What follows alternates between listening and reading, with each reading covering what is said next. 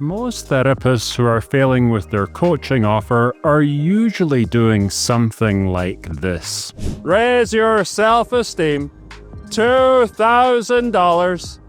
Raise your vibration, $8,000. More confidence and peace, $10,000. Come from a place of knowing your power, $5,000. $5,000.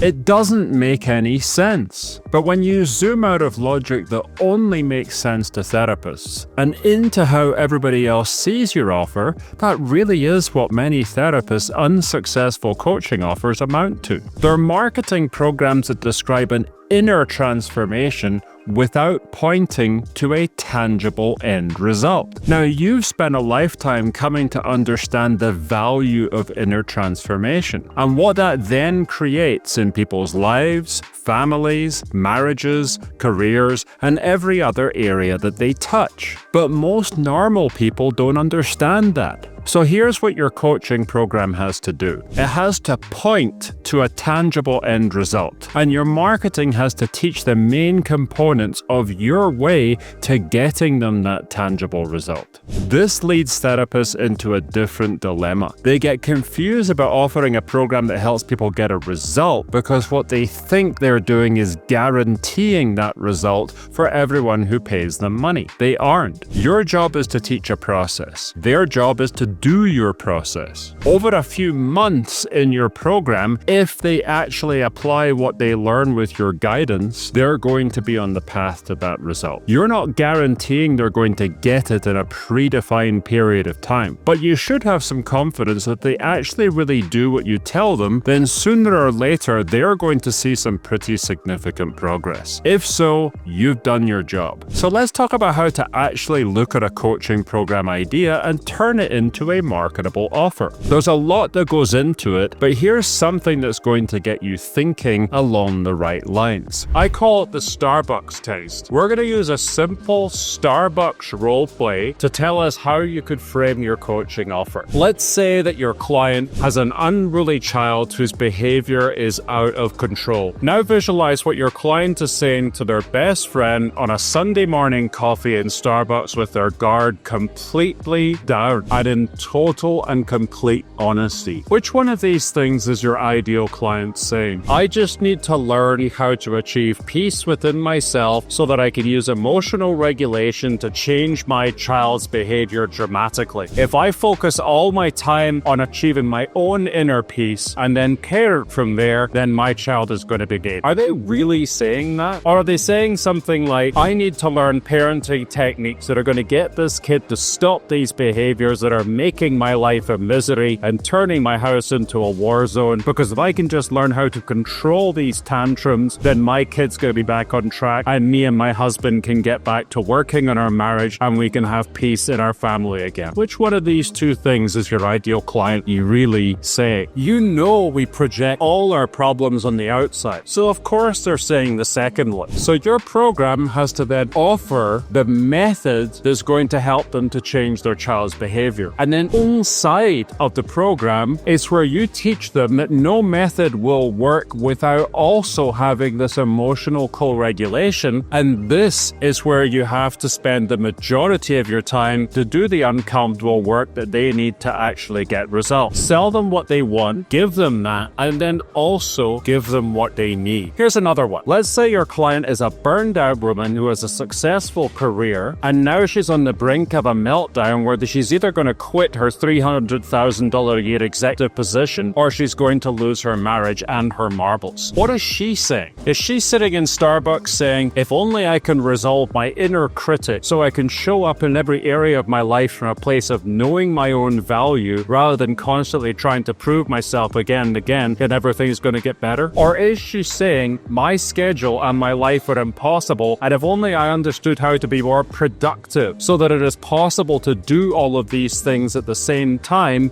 and keep it all together. I think I need to hire somebody who can teach me productivity. Which one of these two things has she said? So you see, you have to understand how your ideal client is thinking before the transformation has happened and before they really know on a deep level the value of the inner work that you're going to do with them inside of your coaching program. Because the average person is focused on outer results, not inner work. And so this is how we have to plan your offer together. We need to prioritize selling the tangible end results of doing the work more than the intangible, even though it's the intangible that actually creates the change. When we do that, we have a winning offer that sells people what they want while giving them what they actually need to get there. If your focus is on selling inner transformation without talking about the tangible end results of that transformation, most of the time your coaching, training, or consulting program is going to fail.